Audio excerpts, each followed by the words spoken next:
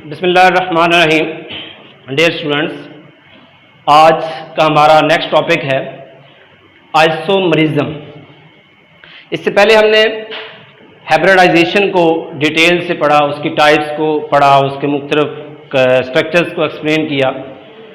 تو جن اسٹوڈنٹس نے ہیبریڈائزیشن کے لیکچر لینے ہیں یا اس سے پچھلے والے ٹاپکس نہیں پڑھے ہیں، وہ مائی اکیڈمی کے چینل پہ جا کے وہ پچھلے لیکچر سے میری ویڈیوز دیکھ سکتے ہیں، اور ساتھ ہی چینل کو سبسکرائب کر دیں گے۔ اس سے آپ کو یہ ہوگا کہ جو بھی میں نیو ویڈیو اپلوڈ کروں گا، جو بھی نیو لیکچر ریکارڈ کروں گا، وہ آپ کو ملتا رہے گا۔ تو چلتے ہیں اپنے ٹاپک کی طرف، آئسومرزم۔ آئسومرزم، اس سے پیچھے ہم نے پراپرٹیز آف آرگینک کمپاؤنڈ میں بھی پڑھا تھا، اور یہ جو آئسومرزم ہے، اس کی وجہ سے آرگینک کمپاؤنڈ کی ایک کثیر تعداد ایگزسٹ کرتی ہے۔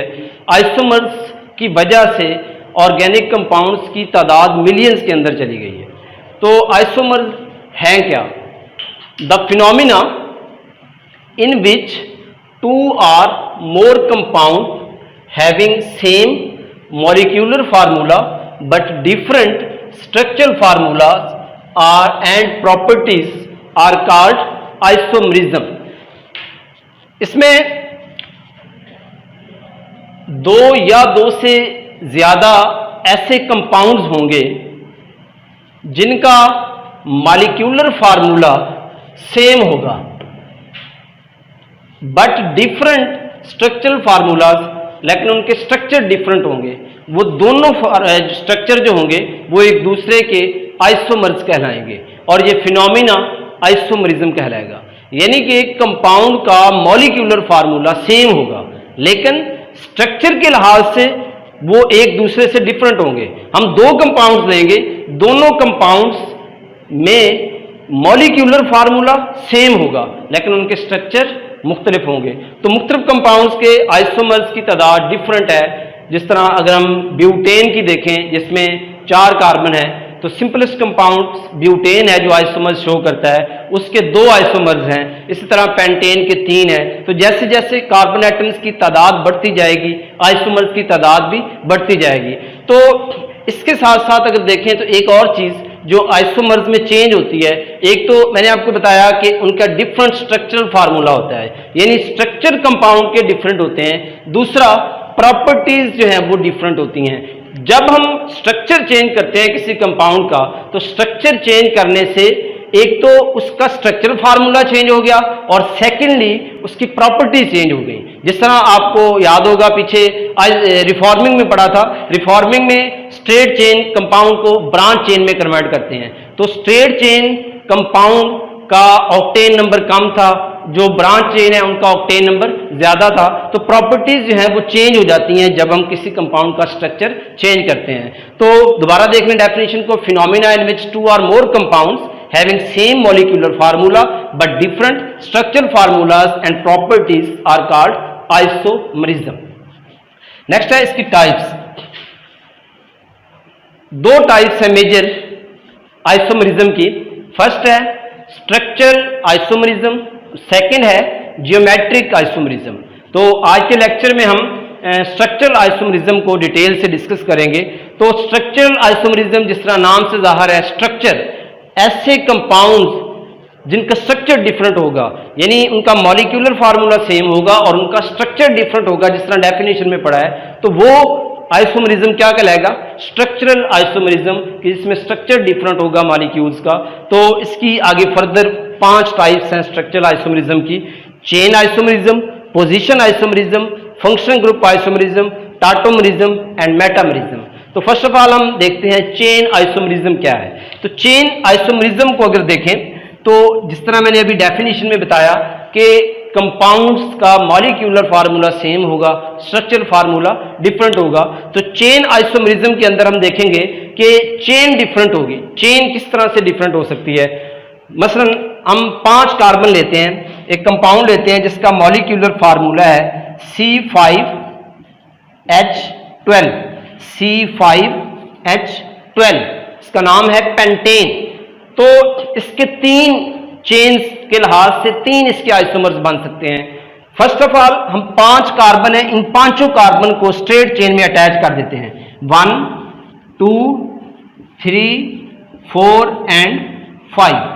अब हर कार्बन का जब भी हमने फार्मूला लिखना है किसी कंपाउंड का, तो ये याद रखना है कि हमने हर कार्बन के 4 बॉन्ड्स कंप्लीट करने हैं। अगर आप इसमें फर्स्ट कार्बन को देखें तो फर्स्ट कार्बन का एक ही बॉन्ड इस वक्त है, तो इसके 3 बॉन्ड कम है, तो हाइड्रोजन हमेशा सिंगल बॉन्ड बनाता है। हमने हाइड्रोजन कार्बन के अलावा इसमें जो अटैच करनी है चीज वो है हाइड्रोजन, तो इसके साथ चूंकि एक बॉन्ड है पहले, तो 3 हाइड्रोजन लगेंगे, 3 हाइड्रोजन होंगे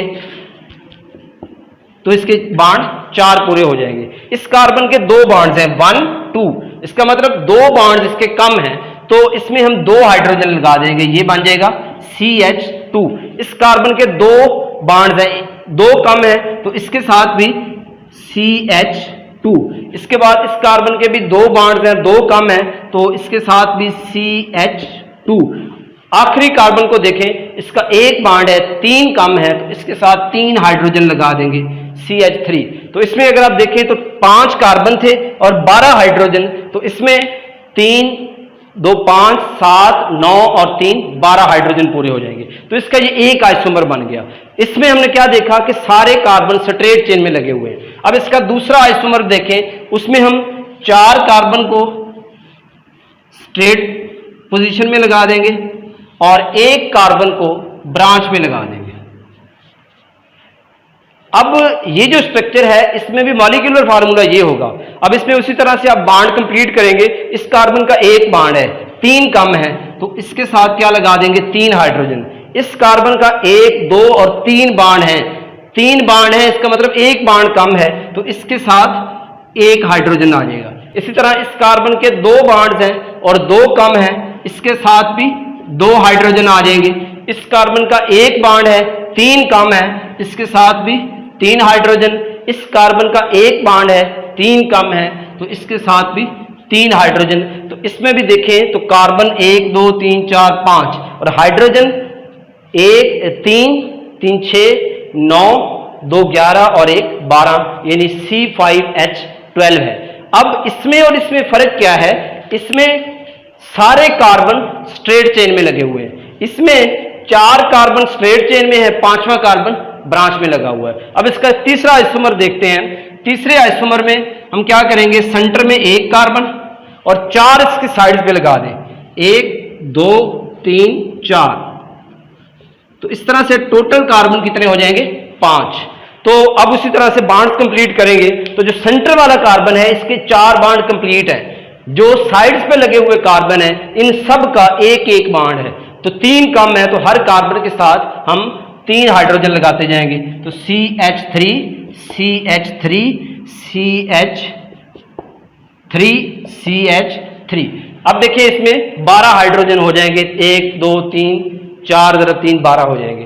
तो ये तीनों कंपाउंड्स एक दूसरे के क्या कहलाएंगे, आइसोमर्स कहलाएंगे। अब तीनों में फर्क क्या है, चेन, इसमें स्ट्रेट चेन है, इसमें 1 ब्रांच है, इसमें 2 ब्रांचेस है, तो ये दोनों ब्रांच चेन कहलाएंगे। अगर नाम देखें इनका तो जो स्ट्रेट होता है उसके साथ लफ्ज लिखते हैं N, जिसका मतलब है नॉर्मल, तो नॉर्मल पेंटेन,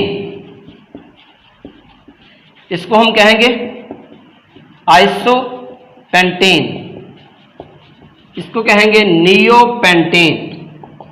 ये नाम कैसे देने हैं ये चैप्टर नंबर 8 में हम नोमेनक्लेचर में डिटेल से पढ़ेंगे।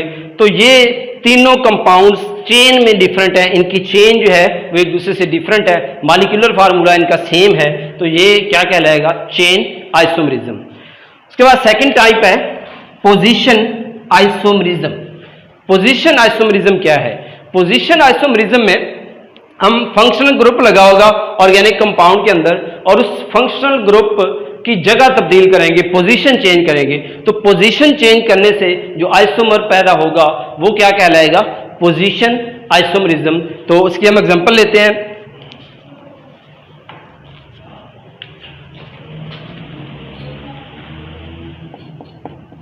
CH3 CH Cl CH3, इस कंपाउंड में अगर देखें तो ये है 2 क्लोरोप्रोपेन। इसमें जो फंक्शनल ग्रुप है वो हैलोजन है, पीछे हमने फंक्शनल ग्रुप वाला टेबल पढ़ा है। तो फंक्शनल ग्रुप यानी कोई एटम या group of atom, double bond या ट्रिपल बॉन्ड जो किसी कंपाउंड के अंदर ऐड हो तो उसकी प्रॉपर्टी चेंज कर दें, उसको हम फंक्शनल ग्रुप कहते हैं। तो इस कंपाउंड के अंदर हैलोजन यानी क्लोरीन ये फंक्शनल ग्रुप है। अब ये कौन से कार्बन पे लगा हुआ है?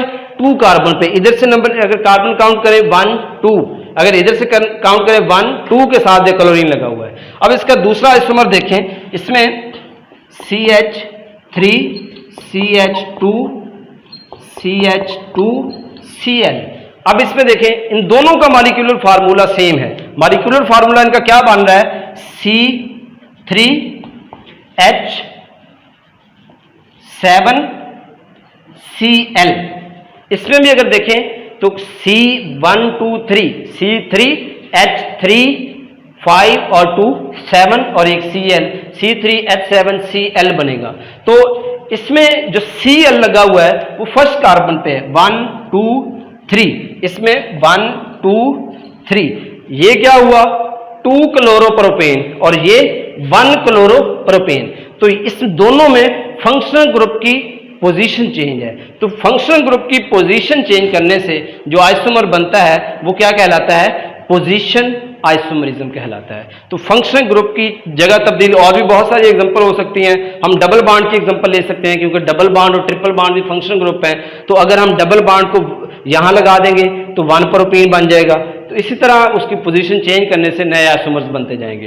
तो कोई भी फंक्शनल ग्रुप जो है वो उसकी पोजीशन चेंज करे तो उससे जो आइसोमर बनता है वो पोजीशन आइसोमरिज्म कहलाता है। उसके बाद नेक्स्ट टाइप है functional group isomerism. Functional group isomerism, functional group isomerism क्या है कि मॉलिक्यूलर फार्मूला सेम होगा लेकिन फंक्शनल ग्रुप खुद चेंज हो जाएगा। फंक्शनल ग्रुप की जगह तब्दील नहीं होगी, उसमें फंक्शनल ग्रुप की जगह तब्दील हुई है। लेकिन फंक्शनल ग्रुप आइसोमरिज्म में क्या होगा? Functional group as a whole खुद ही चेंज हो जाएगा। तो उसकी एग्जांपल देखते हैं हम।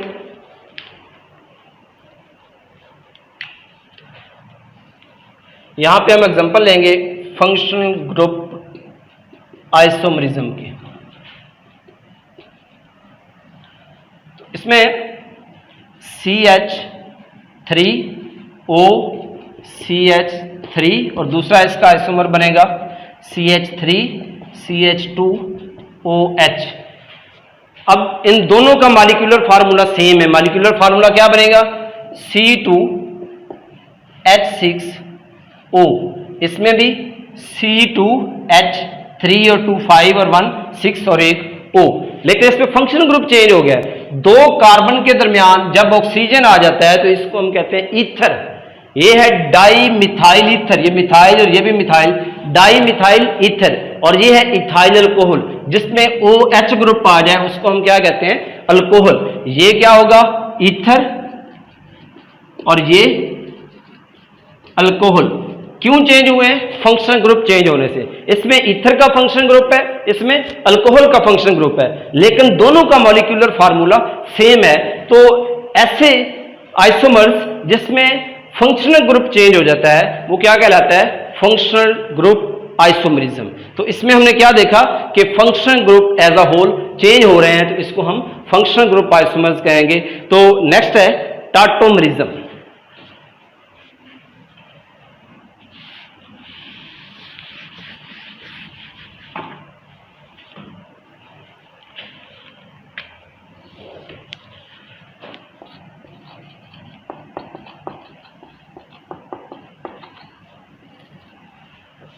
टाटोमरिज्म क्या है जी? टाटोमरिज्म आइसोमर्स की एक ऐसी टाइप है जिसमें उसी कंपाउंड के अंदर with in a compound hydrogen atom की पोजीशन चेंज हो जाती है। हाइड्रोजन एक ग्रुप से डीटैच होके निकलकर दूसरे ग्रुप में जाके अटैच हो जाता है, जुड़ जाता है। इसकी हम एग्जांपल लेंगे अमाइनो एसिड।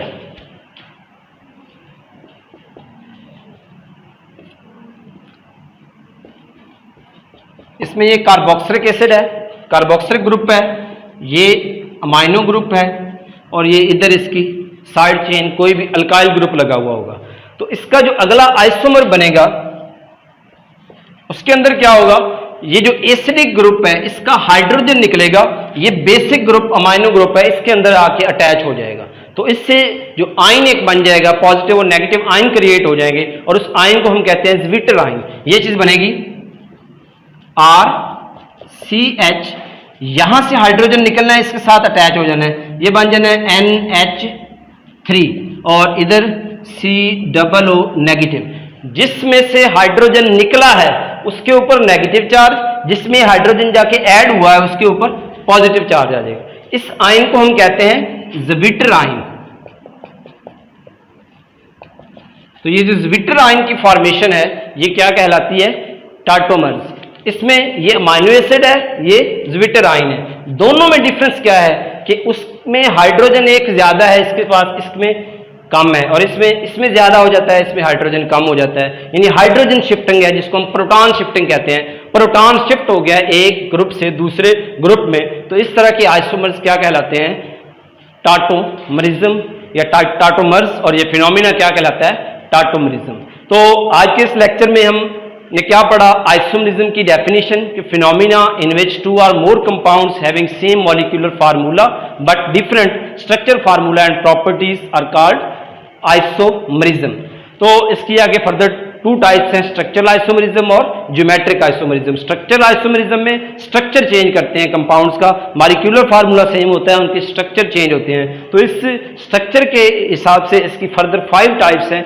चेन आइसोमरिज्म, जिसमें हमने देखा कि चेन क्या हो सकती है? नॉर्मल हो सकती है, आइसो हो सकती है, नियो हो सकती है, यानी स्ट्रेट चेन में सारे कार्बन लगे हों, एक ब्रांच में लगाओ या 2 ब्रांचेस में लगे हों। इसी तरह दूसरी है पोजीशन आइसोमरिज्म। तो पोजीशन आइसोमरिज्म में हमने देखा कि जो फंक्शनल ग्रुप है उसकी पोजीशन चेंज करने से नया आइसोमर बन जाता है। और तीसरा था फंक्शनल ग्रुप आइसोमरिज्म। तो फंक्शनल ग्रुप आइसोमरिज्म में क्या होता है कि functional group as a whole change हो जाता है। तो इसमें मॉलिक्यूलर फार्मूला सेम रहता है, फंक्शनल ग्रुप चेंज हो जाता है। जिस तरह हमने देखा कि इसमें ईथर का फंक्शनल ग्रुप आ रहा है और इसमें अल्कोहल का फंक्शनल ग्रुप आ रहा है। तो कल इंशाल्लाह इसकी लास्ट टाइप मेटामरिज्म और उसके बाद इसकी सेकंड टाइप ज्योमेट्रिकल आइसोमरिज्म इसको एक्सप्लेन करेंगे।